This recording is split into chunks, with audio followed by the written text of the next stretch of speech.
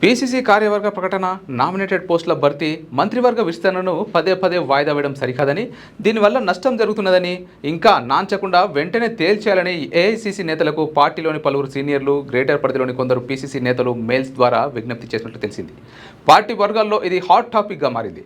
PCC కార్యవర్గం, nominated పోస్టుల భర్తీ, మంత్రివర్గ విస్తరణను గత డిసెంబర్ నుంచి నేడు రేపు అంటూ వాయిదా వేస్తున్నారు.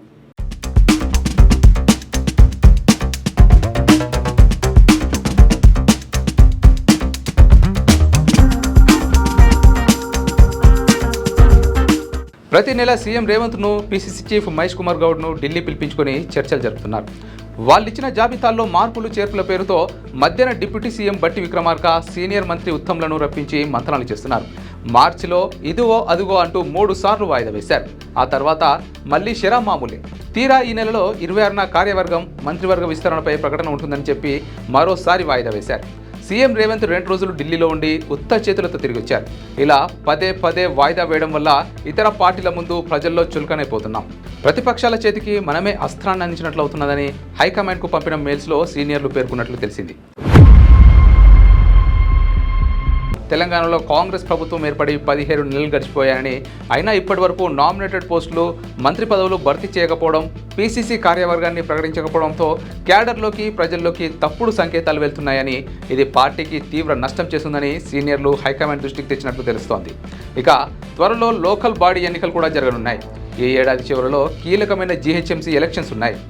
ఇలాంటి తరుణంలో కార్యవర్గాన్ని, నామినేటెడ్ పోస్టులను ప్రకటిస్తే కేడర్ మరింత ఉత్సాహంగా ఎన్నికలకు రెడీ అవుతుంది.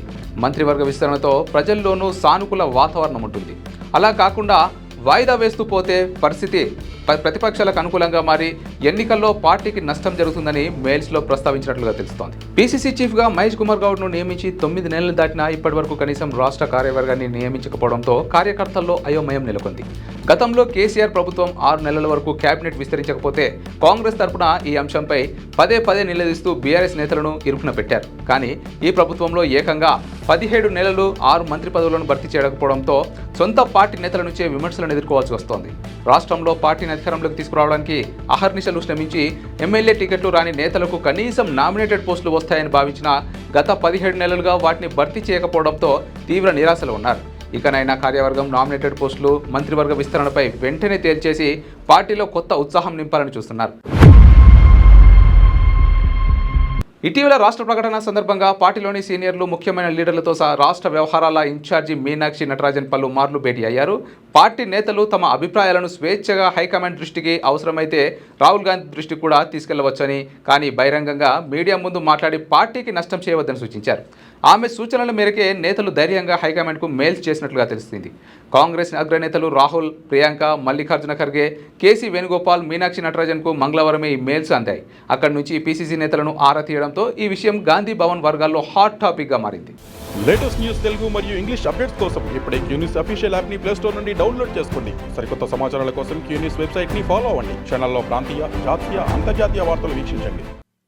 లైక్ చేయండి.